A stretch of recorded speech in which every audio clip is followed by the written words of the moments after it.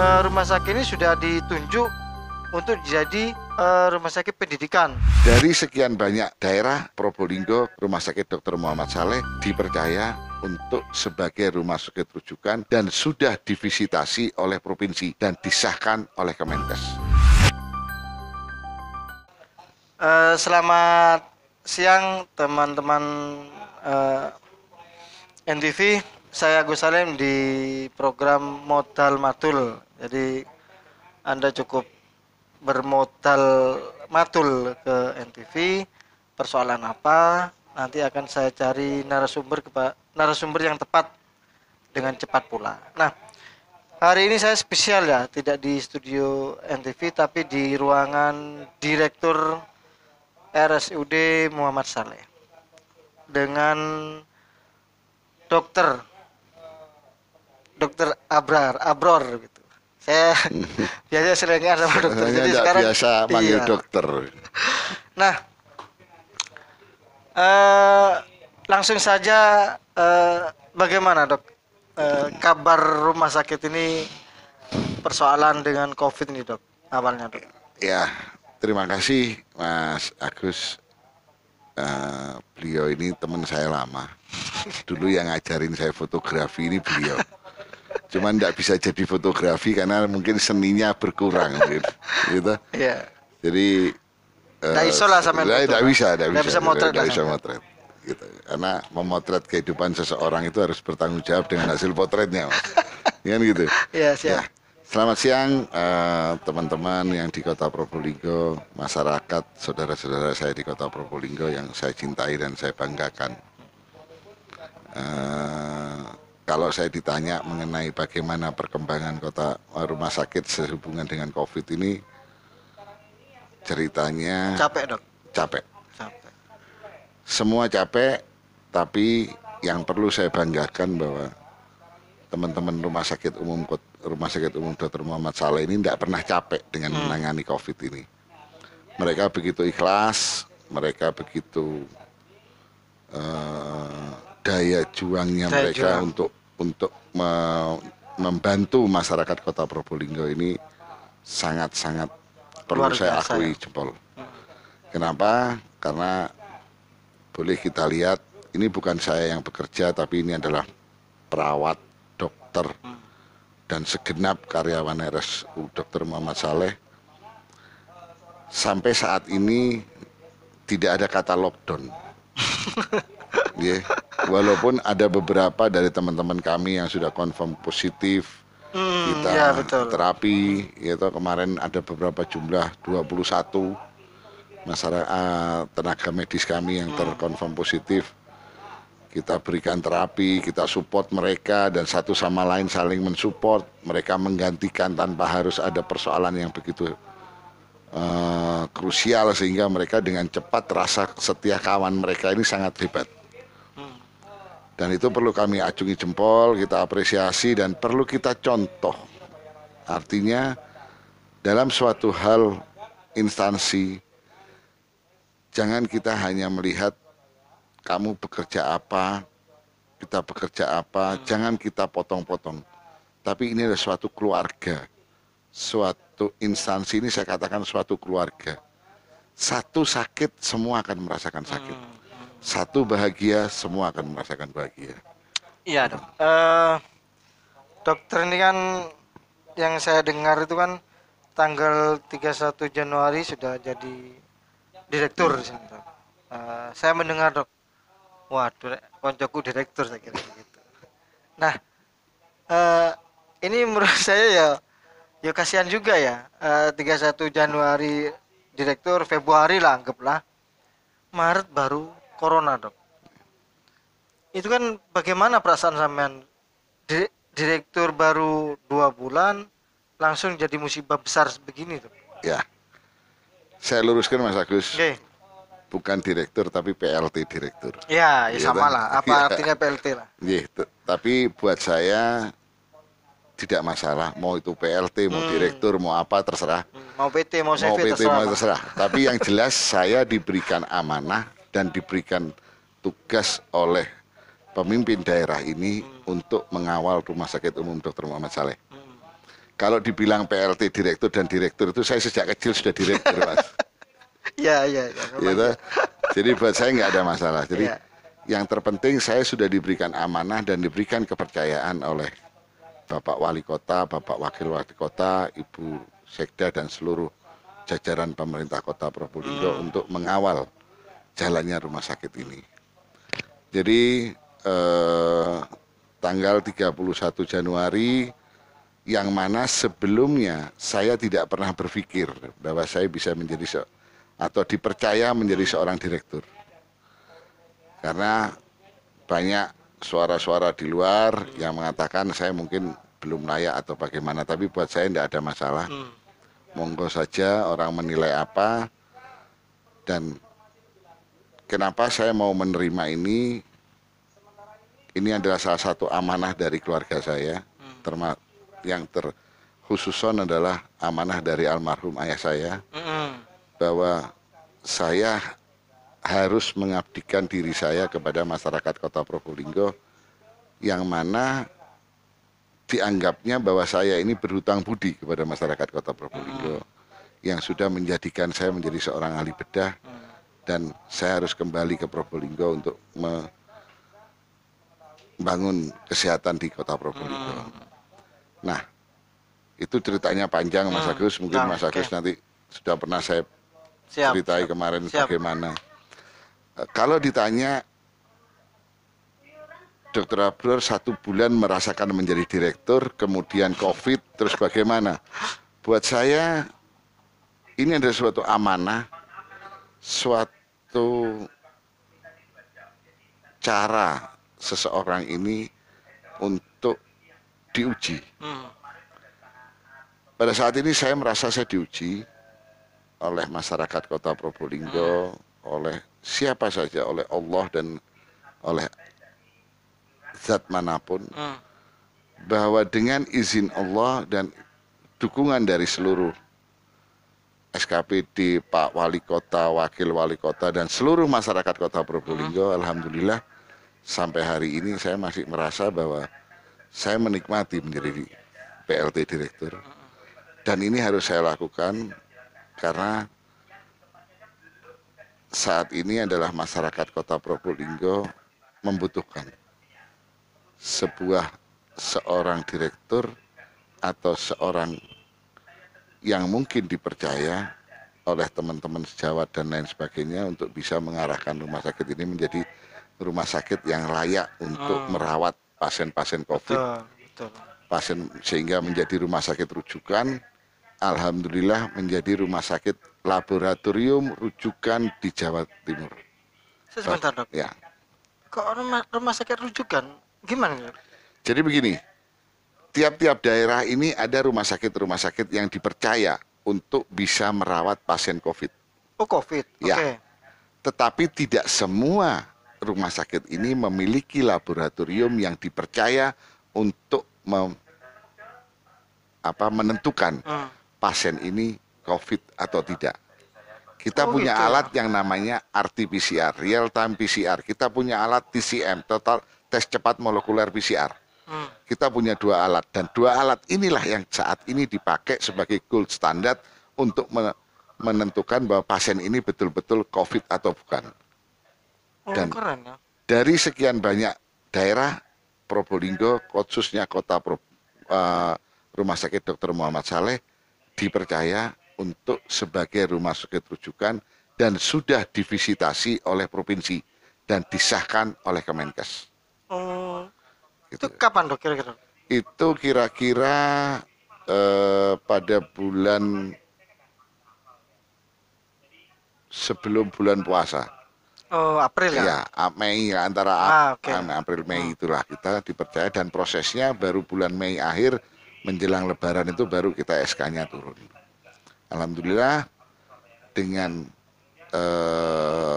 dukungan dari semua pihak, rumah sakit ini bisa dipercaya oleh daerah-daerah lain. Banyak mereka yang mengirim ke kami untuk dites swabnya dan lain sebagainya. Oh gitu, Dok, ya. Itu. Oh, berarti tidak semua rumah sakit punya seperti yang Tidak, disebut tadi tuh. enggak gitu. Oh, keren ya. Bukan cuma alatnya saja, tapi laboratorium, sistemnya, SDM-nya apa semua harus kita persiapkan, Mas Agus. Iya, Itu, ya namanya punya sertifikat harus harus semuanya. semuanya, dan itu sudah diverifikasi oleh Hmm, oleh tim dari iya. Surabaya dan sudah di ACC oleh Kemenkes. Ini kan yang tidak diketahui oleh masyarakat Probolinggo dong, Ya, bahwa rumah sakit ini bukan rumah sakit eh, apa ya? Ya kayak tank rusak itu dong iya. disebut. Itu yang beberapa periode. Jadi Iya. kalau saya ibaratkan Rumah Sakit Umum Dr. Muhammad Saleh ini sebagai deder panster. Hmm. Cuman beberapa waktu yang lalu ini rantainya putus, Rantai ulinya putus, tidak keluar ulinya gitu loh. kering, begitu macam-macam. Tapi semua sudah diperbaiki, dan yang memperbaiki adalah bukan saya, tapi justru dari komponen yang ada di rumah sakit ini. Hmm. Gitu loh. Direktur ini hanya mengarahkan, dan kalau yang diarahkan tidak mau, ya tidak bisa. Nggak bisa ya. Gitu loh. Karena kalau kita mau mengarahkan sebuah rumah sakit, maka ada 3 komponen, Mas Agus, yang harus duduk bersama dan harus dipersamakan persepsinya. Persamaan persepsi. Ini yang agak susah, dan di sini seninya menjadi seorang direktur. Ya toh? Jadi seperti halnya tadi sebelum kita wawancara kita sempat berdiskusi, ada salah satu contoh saya katakan ada orang kecelakaan. Hmm. Dari segi polisi, maka yang akan diurusi adalah bagaimana pengeremannya, STNK-nya ada atau tidak, surat-suratnya ada atau tidak. Nah itu. Tapi dari seorang dokter nggak akan memikirkan STNK dan lain sebagainya. Yang dia pikirkan korban ini apanya yang cedera. Harus selamatkan. Harus selamatkan. Nah, tetapi beda lagi kalau yang datang tukang kenteng. Nah ini yang pesok apa nih? Oh iki selebornya ngentengnya. Nah ini. Nah menyamakan persepsi ini enggak gampang. Nggak gampang ya. Butuh waktu. Gitu loh. Butuh waktu, butuh butuh suatu perangkat, butuh suatu persamaan persepsi, ada butuh kelegowoan dari ketiga persepsi ini Iya. tadi sehingga mereka bisa mendapatkan satu irama ya. Iya, satu irama. Tapi kalau salah satunya tidak legowo, terus merasa dirinya paling pinter, merasa dirinya, ya tidak akan bisa ketemu. Ya, dalam artian apa? Paradigma dulu mengatakan bahwa dokter ini adalah atasan dari perawat. Salah. Ini salah. Perawat dan dokter ini adalah produk dari kelahiran seorang ibu yang mengatasnamakan kesehatan. Kesehatan. Jadi dokter ini lahir sebagai sosok orang yang berjalan di dalam terapi. Kemudian perawat ini di bidang keperawatan. Tapi dua orang ini, dua profesi ini tidak akan bisa berjalan kalau nggak ada manajemen. Tidak ada manajemen. Oke. Dia yang akan menghitung ininya apa ini kapasnya berapa ini yang menghitung mereka. Gitu. Jadi menyamakan persepsi ini satu sama lain harus saling legowo. Gitu loh. Tidak terus wah dokter merasa paling pinter, kemudian apa perawat merasa paling dibutuhkan, manajemen enggak bisa. Nggak bisa ya. Gitu loh. Jadi jangan merasa ada orang yang pandai. Di atas kami ini ada yang lebih pinter. Tapi ketika komponen ini kalau bisa bersatu, maka orang pinter seperti apapun akan bisa dilawan, Mas. Betul. Kan Itu gitu. konsep sampean. Itu konsep. Saya sejak awal saya diberikan kepercayaan untuk memimpin rumah sakit ini. Iya. Jadi jauh sebelum masa-masa corona, saya mendengar sendiri dari, ya betul kata dokter Abror, curhatan dokter, curhatan perawat bahwa rumah sakit ini ya uli ini kurang, sopere ngantuan, macam-macam. Ya kayak tank pedot rantai inilah begitu. Nah, saya kaget ketika dokter Abror ini dilantik jadi direktur lah, PLT direktur lah di rumah sakit ini. Dan lebih kaget lagi ketika musim corona. Waduh, ini sibuknya minta ampun. Makanya sampai sekarang pun saya belum pernah telepon atau WA Dokter Abor untuk menyampaikan selamat. Jadi tidak pernah karena beliau sibuk. Nah, begini dok, paradigma rumah sakit ini kan apa ya? Sepertinya tidak maju-maju lah di Probolinggo Ya. ini. Ini paradigma masyarakat. Menurut dokter sepanjang sepanjang 8 bulan jadi sopir lah di rumah sakit ini, apa sih dok kemajuannya? Selain Jadi, tadi ya? ya, jadi begini, rumah sakit ini kalau menurut saya sudah untuk penambahan volume kita susah. Volume untuk karena begini, tolok Ya. ukur masyarakat ini rumah sakit ini berhasil atau tidak adalah rumah sakit ini tidak pernah menolak pasien. Ya. Gitu? Ya, Kan ya. tolok ukurnya seperti itu. Nah, sedangkan rumah sakit ini jumlah bednya saja sudah tidak mumpuni. Hmm. Gitu? Kita tipe B jumlah bednya itu saya pilih angka yang cukup sakral adalah 212. Jadi jumlah bed di rumah sakit ini 212, Mas. Ya tahu Wiro Sableng saya. Ya, Sedangkan masyarakat Kota Probolinggo ini sudah 270 betul. ribu. Artinya angka 1% saja sudah tidak cukup. Tidak cukup.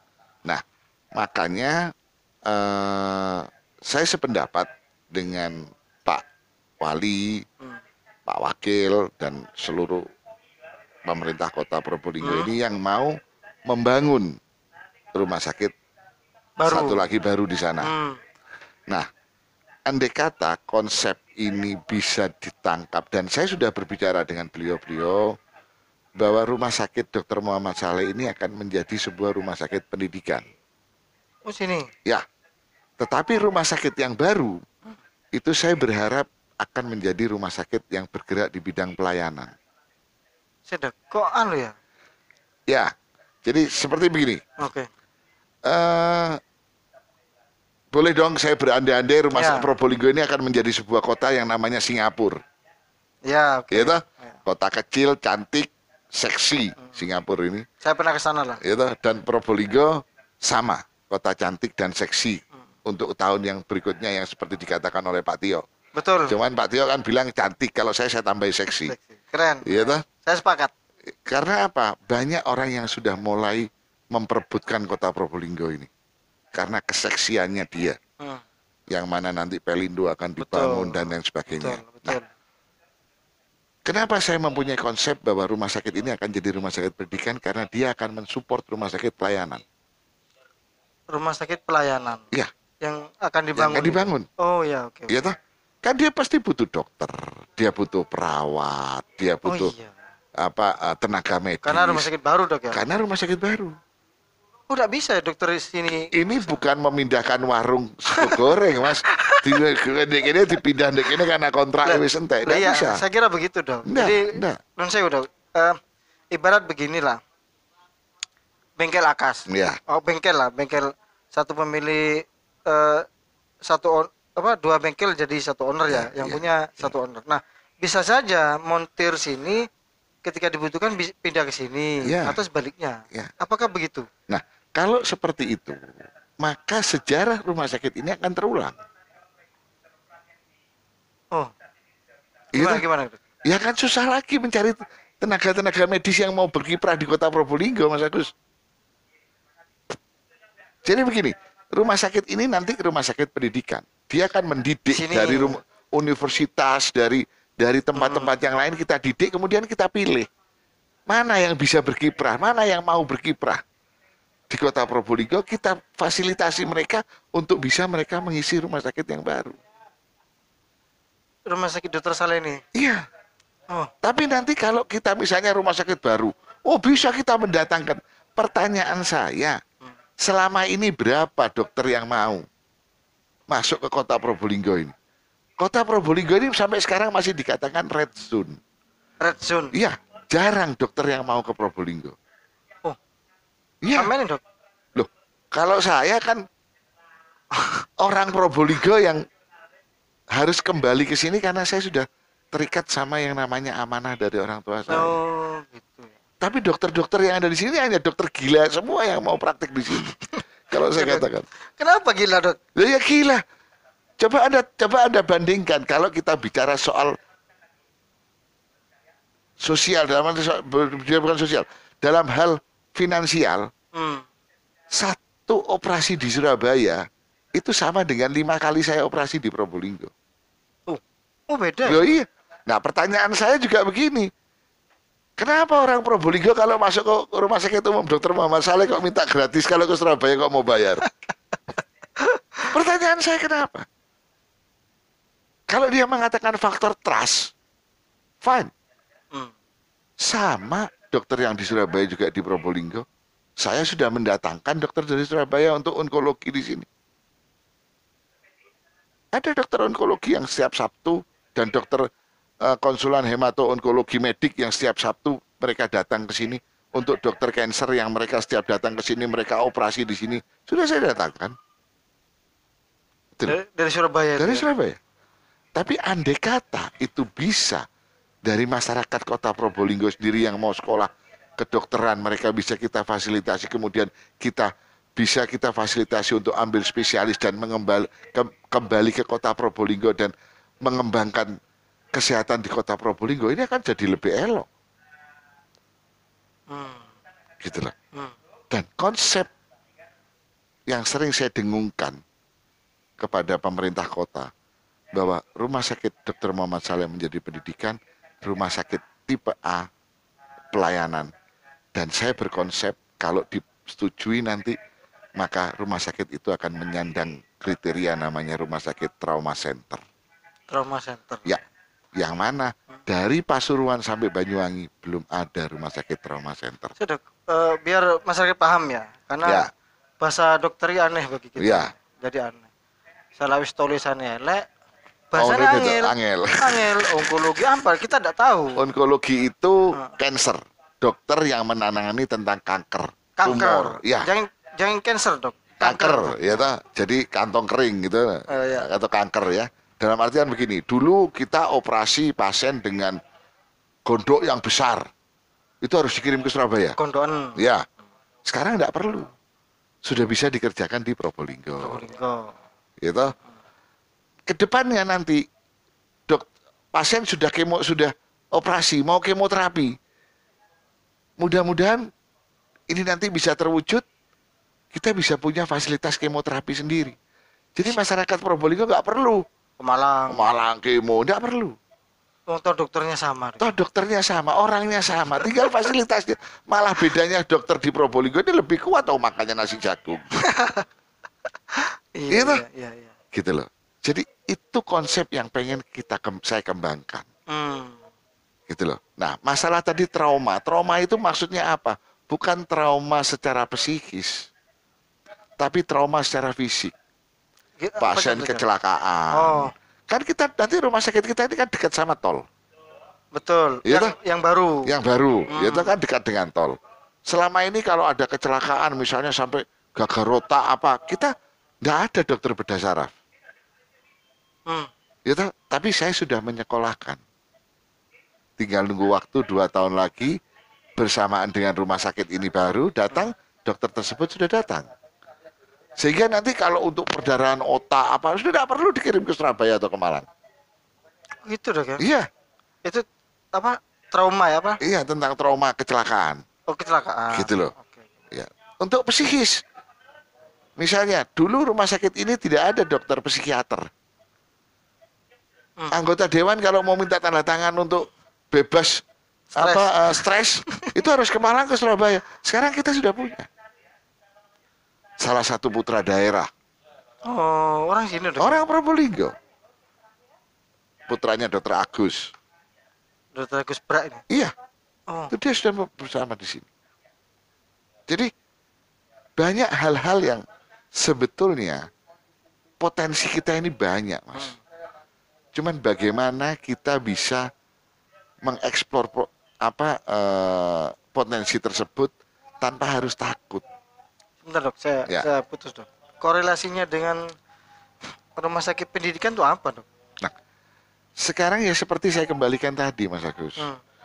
Kalau rumah sakit ini istilahnya kawah condro di mukonya para dokter-dokter ini tadi, Iya, gitu. iya. Setelah dia lulus dokter umum, kita latih di sini, kemudian kita berikan fasilitas mereka. Untuk Kamu mau ndak sekolah? sekolah Sekolah misalnya, kamu spesialis. mau ndak sekolah spesialis? Oke. Bedah misalnya. Oke. Oke, mau dokter. Kamu saya kasih rekomendasi. Oh harus gitu dok? Iya. Sehingga apa? Dia selesai sekolah, dia kembali ke kota Probolinggo. Saya dok. Kok bisa cek gampangnya dia kembali? Duh. Apakah Ya harus kita berikan perjanjian. Lawang saya yang ngasih rekomendasi, lawang direktur yang ngasih rekomendasi kok dia mau istilahnya menyumbangkan ilmunya dia untuk daerah lain, kan tidak benar namanya. Ya dia harus kembali ke Probolinggo. Nah, Sera, untuk dia kembali itu apa, Dok? Manditnya dia itu. Nah, makanya dengan memberikan surat rekomendasi itu kan merupakan magnet. Sambil kita tata rumah sakit ini.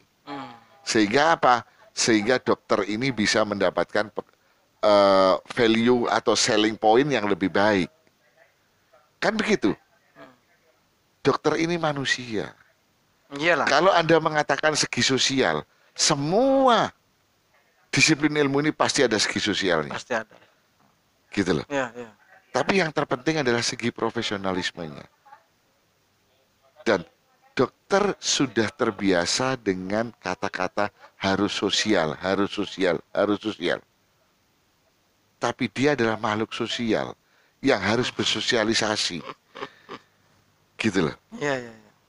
Kata sosial ini bukan berarti tenaganya dia harus dibayar dengan yang tidak sesuai. Kan begitu, Mas? Betul, betul. Gitu. Proporsional lah. Harus harus proporsional dan harus profesional. Seorang dokter ini dia di satu sisi dia harus punya nilai sosial.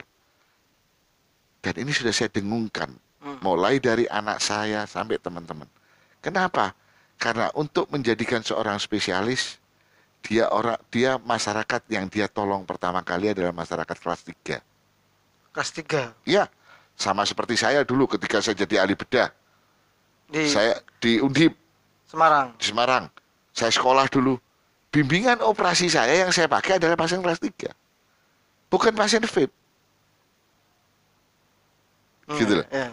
Artinya apa? Di satu sisi di dalam diri saya bisa terbentuk seperti ini karena saya dibantu oleh pasien kelas 3. Oh, iya. Gitu loh.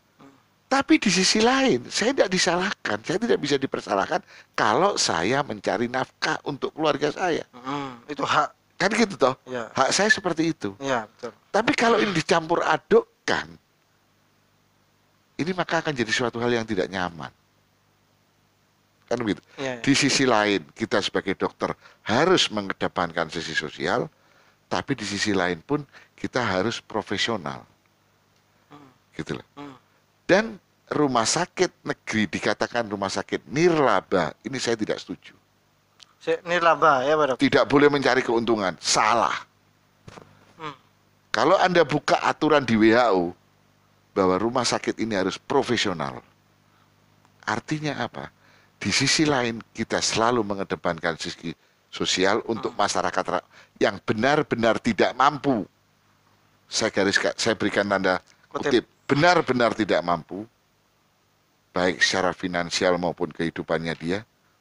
Tapi di sisi lain, dia harus memikirkan bagaimana menghidupi rumah sakit ini agar rumah sakit ini bisa bisa berkembang. Dan itu butuh dana. Butuh bensin, butuh dana, butuh sesuatu hal yang bisa mengikat orang-orang yang ada di dalamnya ini. Betul, betul, betul. Nah, itu. Oh, gitu ya. Iya. Itu konsep yang harus mulai dimengerti. Ya sama seperti pertanyaan saya begini, Mas Agus. Kenapa sih orang Probolinggo ini kalau ke Probolinggo kok mintanya gratis? Kalau ke Surabaya kok mau mengeluarkan duit? Itu loh. Kenapa nggak mereka kalau ke Probolinggo sendiri, dok, berapa dok, bayar? Sehingga apa? Sehingga kita bisa kita mengatakan bisa membeli peralatan, sehingga apa? Masyarakat tidak akan pernah, kita berharap kita tidak perlu mengirim lagi. Hmm. Dengan mengirim masyarakat ke Surabaya, ke Malang, ke Jember, ini memang dari segi BPJS memang ditanggung. Terus? Ditanggung. Anda berobat kanker ke Surabaya, ditanggung oleh BPJS. Tapi kembali ke kultur masyarakat Kota Probolinggo, yang satu sakit, yang ngantarkan satu call. Satu mobil. Iya. Sehingga apa? Sehingga mereka untuk membiayai keluarganya ke Surabaya, untuk membiayai kehidupan saudaranya yang mengantar mereka, ini butuh biaya, itu tidak pernah dipikirkan. Betul, betul. Sosialnya itu. Iya, sehingga banyak sekali pasien-pasien saya, ketika saya menjadi ahli bedah, sampai sekarang pun saya masih menjadi ahli bedah. Selesai operasi kanker payudara, saya lakukan mastektomi, saya kirim ke Surabaya. Mereka mengatakan, kami tidak punya uang, dokter, untuk berangkat ke sana. Pemerintah kota sudah menyiapkan rumah-rumah singgah di sana. Betul, ya, ada. Iya, dok, rumahnya ada. Tapi saya untuk makan mau dapat dari mana? Gitu loh. Nah, dari situlah akhirnya saya berpikir, alangkah eloknya apabila kita bisa mendatangkan dokter-dokter itu dengan kita punya bargaining yang baik, salary point yang benar, sehingga dokter ini akan gampang masuk ke Kota Probolinggo. Itu ya. Gitu loh. Jadi jangan terus kemudian semuanya diantem sosial harus dibayar murah begini. Enggak. Harus ada daya tarik apa? Ya sama seperti waktu Mas Agus dulu macari bojone kan ngono, Mas. Kan tidak mungkin sampean teko dhisik bisa ndak jepit karo kantor ndek. Ya ndak gelem bojone sampean kan gitu loh. Iya. Harus Kelihatan stil, keren ya. gitu. Gitu. Sehingga oh iya, orang ini bertanggung jawab. Oh, orang ini nah, akhirnya bisalah terbentuk suatu kolaborasi yang baik kan begitu, Mas. Iya. Saya kembali ke rumah sakit pendidikan gitu. Yeah. Jadi persepsi orang kalau mendengar rumah sakit pendidikan di sini sepertinya Dikai universitas. Iya. Ini kan Iya. pemikiran orang-orang bawah dong. Iya.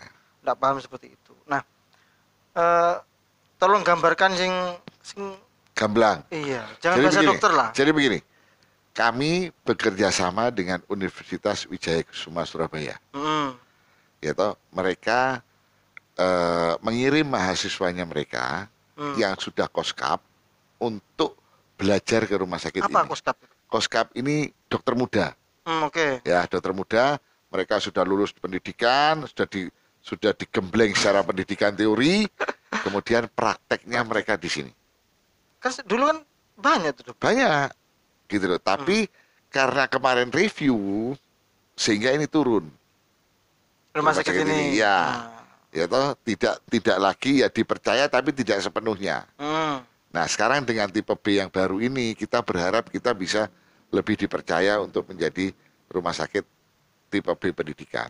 Rumah sakit tipe P pendidikan. Iya, itu. Nah, berarti kan tidak semua rumah sakit tipe pendidikan, dong? Tidak semua. Ada tipe B yang non pendidikan, ada tipe B yang pendidikan. Gitu loh. Nah, kemudian nanti akan berkembang lagi nih masyarakat berpikir, waduh, berarti aku mlebu rumah sakit umum Dr. Muhammad Saleh akan dipakai untuk praktek. Kan begitu? Iya. Gitu? Akan dipakai praktek, digedolanan. Salah. Anda berpikir seperti itu salah. Justru di rumah sakit pendidikanlah maka diagnostik tersebut akan ditegakkan lebih sempurna. Lebih ketat ya? Lebih ketat untuk menegakkan suatu diagnostik. Anda boleh cek di luar negeri. Yang namanya teaching hospital atau rumah sakit pendidikan itu lebih ketat penegakan diagnostiknya dan lebih mahal. Anda kalau kembali ke Singapura, Mas ya, di situ ada Mount Elizabeth Hospital dan ada National Hospital. Kalau Anda datang ke National Hospital itu biayanya lebih gede dibandingkan Mount Elizabeth Hospital. Boleh Anda cek. Oke, terus? Karena apa? Karena Anda akan dipegang oleh dokter-dokter, Anda akan dibicarakan oleh dokter-dokter kasusnya sampai sedetil mungkin.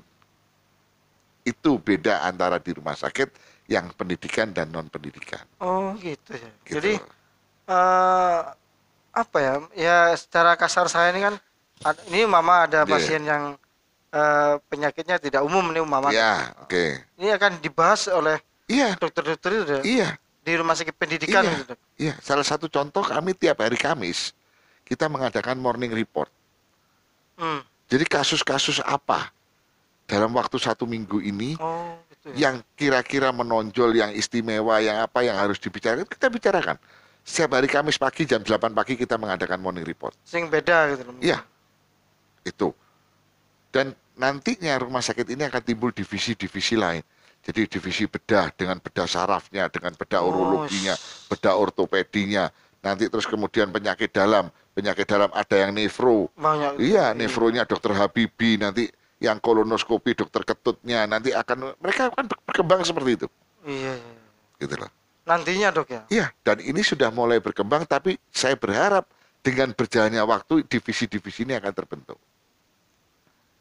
Iya, Gitu. seperti pengalaman saya ke ngantar teman ke rumah sakit Surabaya dok, Ya, Stomo. rumah sakit Tomo dok. Jadi kebetulan matanya harus operasi dok. Iya.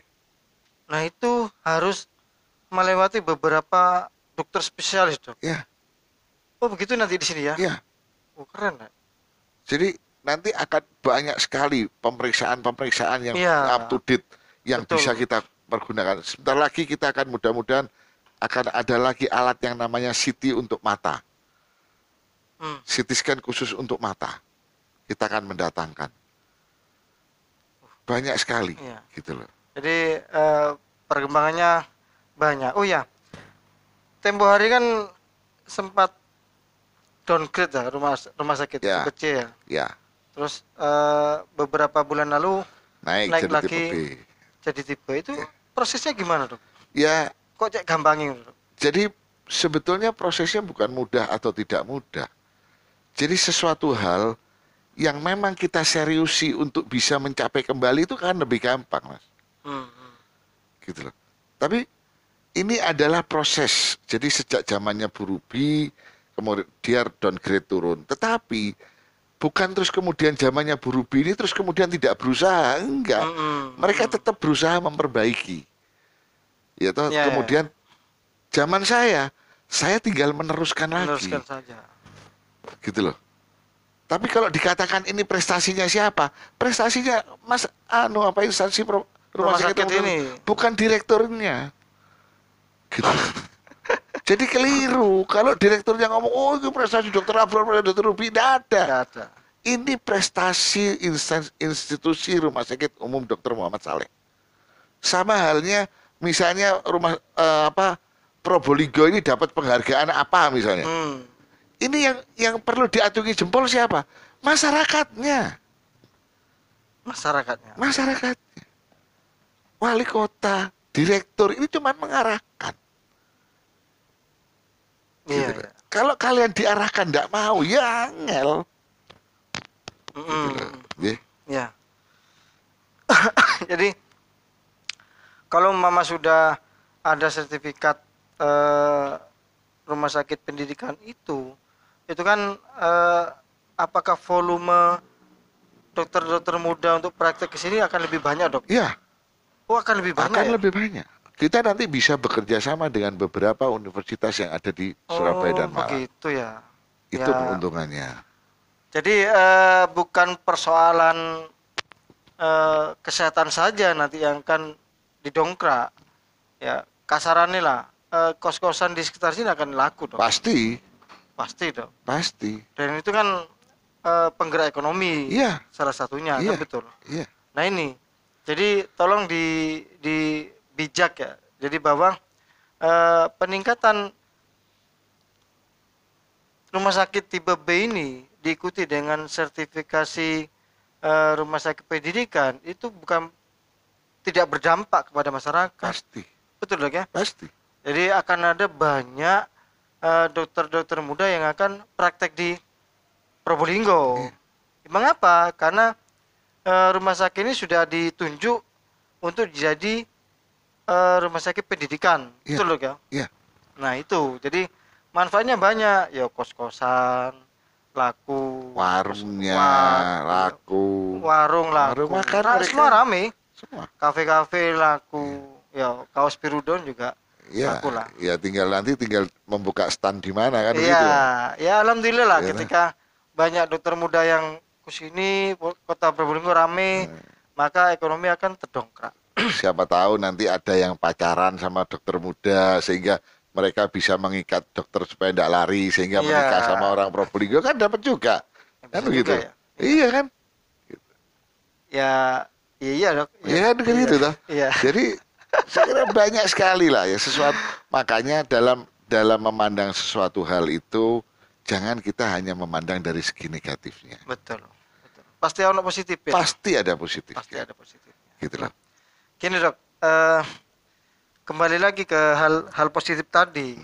Selain ekonomi yang terdongkrak karena banyak dokter praktek di sini, itu akan ada dokter-dokter yang asli kota Probolinggo yang akan praktek di sini, betul dok? Iya, nanti dengan misalnya kayak seperti kemarin ada intensif dokter yang baru lulus, dia ternyata masyarakat Kota Probolinggo masuk di rumah sakit ini. Hmm. Nah, dia praktek di sini, nanti kita berharap setelah mereka lulus selesai intensif, kita tawarkan, kamu mau nggak bekerja di Rumah Sakit Umum Dr. Muhammad Saleh? Kalau dia bilang mau, oke, dia bekerja di sini. Enak deh ditawari ya. Iya, sambil kita fasilitasi lagi.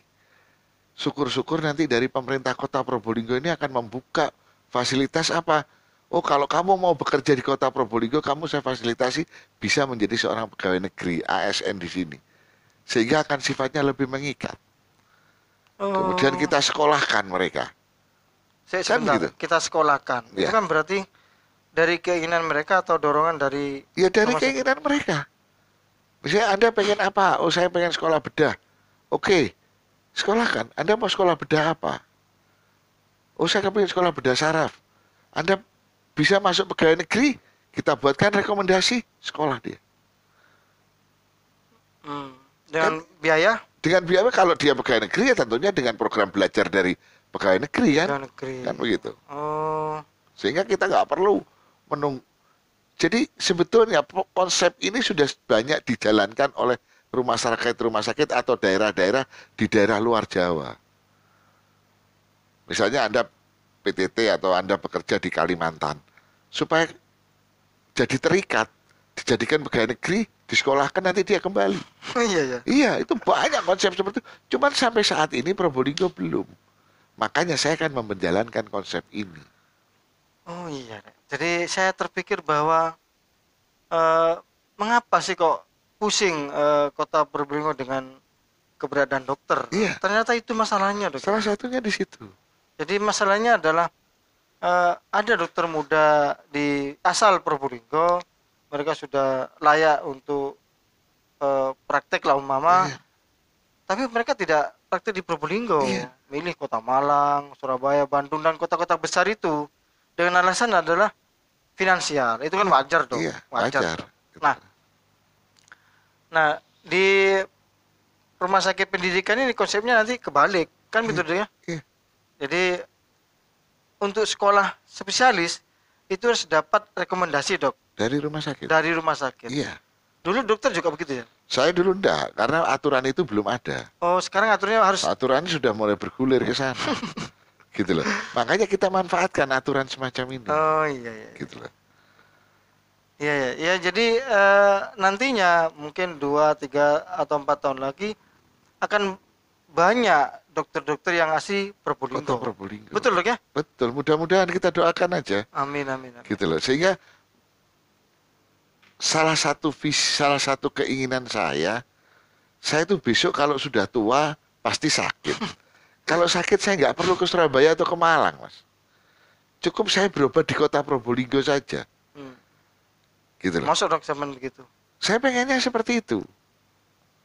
Jadi untuk apa? Kita punya potensi. Orang Probolinggo pinter-pinter. Tidak 1, 2 dokter yang berkiprah di tingkat internasional yang berasal dari kota Probolinggo. Oh Ya. iya. Mau tahu? Salah satu contoh saya kasih tahu. pernah dengar Dokter Rio spesialis ortopedi, ayah yang punya toko mebel mapan itu, yang dia praktek di Surabaya? Oh, itu asli di sini ya? Iya, asli Probolinggo. Dia sudah sering menjadi pembicara di luar negeri. Ush, Probolinggo ya? Dari Probolinggo. Keren. Banyak sekali. Ada lagi dokter, kalau dasar dokter Erni atau siapa? Iya. Rumahnya di depan pengadilan. Ya. Dokter mata, profesor Iya. dia. Jadi waktu saya antar teman saya di Dokter Sutomo, dia kaget kalau pasiennya adalah orang Probolinggo. Dan saya juga tambah kaget karena dokter profesornya adalah orang Probolinggo. Iya. Jadi artinya banyak sekali potensi bagaimana kita bisa menggali. Gitu loh. Jadi saya berharap bantuan dari masyarakat Kota Probolinggo, terutama mereka yang pinter-pinter yang apa, tolong bantu kami untuk bisa mewujudkan. Gitu loh. Tentunya dengan mengadakan menyamakan persepsi-persepsi sehingga bisa terwujud apa yang sudah menjadi keinginan masyarakat Kota Probolinggo. Kalau dikatakan masyarakat, saya masyarakat, Mas. Saya juga. Anda masyarakat, mereka masyarakat, gitu loh. Kalau saya rakyat, sama saya juga rakyat, gitu loh.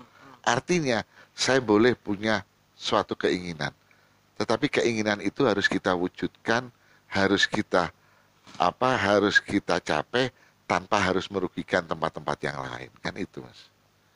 Iya, keren ya. Jadi rumah sakit ini kalau nggak tahu ya begitu-begitu saja dong. Iya. Ya, karena memang tidak pernah tahu di dalamnya. Sekarang saya kasih tahu bahwa rumah sakit ini sudah tipe B. Tipe B itu apa sih, An? Jadi tipe B itu dia sudah, yang pertama adalah kalau menurut aturan PMK yang terbaru, PMK 3 itu mereka bisa melayani dan mempunyai 200 bed tempat tidur. Kita minimal. lebih Kita 212 ya? Lebih 12 dong. Ya, itu terus kita boleh melakukan pelayanan-pelayanan yang sifatnya advance. Salah satunya misalnya pemasangan ring jantung. Ya, Itu di sini bisa? Bisa. Pernah ada orang? Sudah ada pasiennya. Oh iya. Kan saya pernah dengar harus Surabaya, Singapura. Enggak, sebentar lagi kita sudah bisa.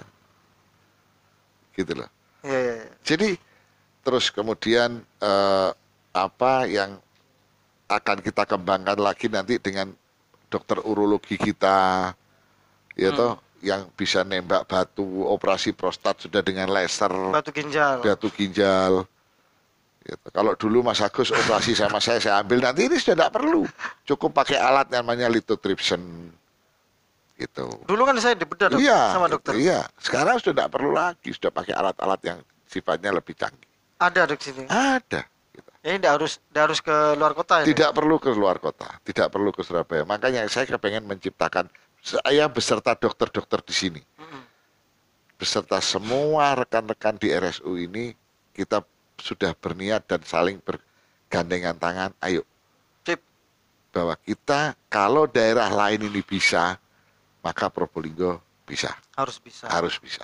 Karena orang Probolinggo makanya nasi jagung. Jadi kuat-kuat. Iya, gitu loh. Iya. Jadi kalau urusan batu ginjal, saya pengalaman sendiri kawan. Dulu saya dibedah sama dokter Abra, ini dibedah 2 kali saya dibedah. Kalau sekarang tidak lagi, rumah sakit ini harus bisa laser. Sudah bisa laser. Jadi bisa laser di sini, tidak harus ke Surabaya atau ke Malang.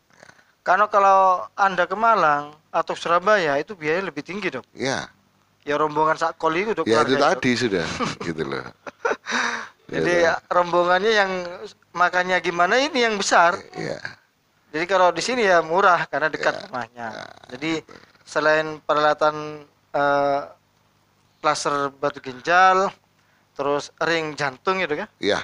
Ring jantung, terus apa lagi tuh? Sekolah pendidikan. Apa lagi? Kita sudah bisa mengerjakan pemeriksaan laboratorium untuk swab PCR COVID. Rumah sakit ini adalah rumah sakit rujukan untuk COVID-19. Ya, Betul dok ya? betul. Betul. Jadi itu perkembangan rumah sakit yang harus diketahui oleh netizen dan teman-teman NTV. Nah, pertanyaan terakhir dok, atau 2 kali pertanyaan lah, tidak apa-apa. Dok, ini kan sudah terkenal dengan ya tadi tank macet itu dok, Ya. tank karatan macam-macam lah. Menurut dokter Abror, apakah ini bisa jadi tank berjalan dok? Sekarang sudah berjalan.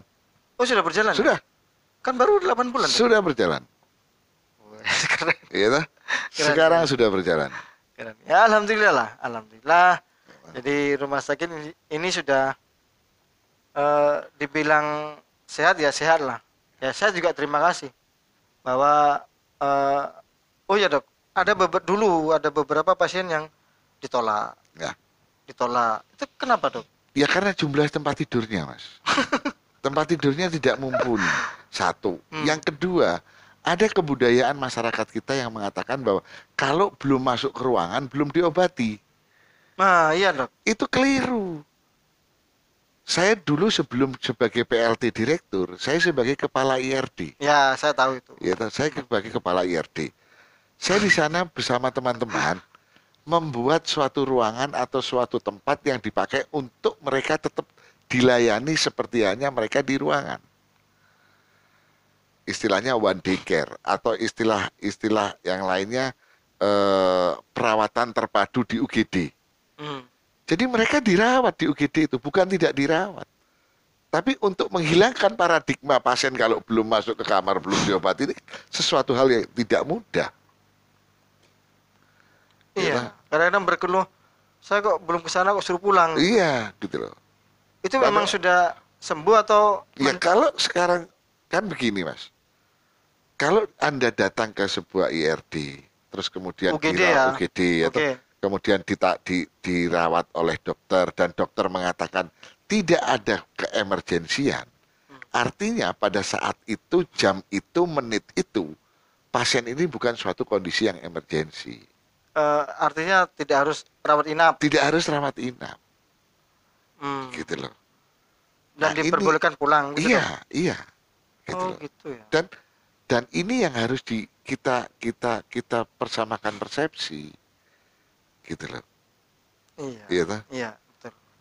Karena memang kata orang-orang awam itu dok, kalau tidak masuk ruangan atau nginap, itu belum masuk rumah sakit. belum masuk rumah sakit. Belum diobati, itu satu. Kalau belum dipasang infus, itu belum dikasih obat. Betul. Gitu loh. Betul. Iya toh? Betul. Jadi paradigma itu mungkin nanti akan berjalannya waktu ini, saya yakin masyarakat Kota Probolinggo akan lebih cerdas menyikapi, lebih smart, bukan lebih clever. Lebih smart mereka menyikapi, semakin sering mereka untuk, kan sekarang sudah banyak Android ya Mas, bisa Google, bisa ini, bahkan tidak sekali 2 kali saya ketemu dengan pasien, kita berdiskusi, suatu hal yang bagus buat saya. Tetapi tentunya ya diskusi ini tadi diskusi yang ada hubungannya dengan ilmu kesehatan. Ilmu kesehatan. Gitu. Ya, saya akhiri dok ya. Ya, Ya, monggo, terima jadi kasih Mas Agus.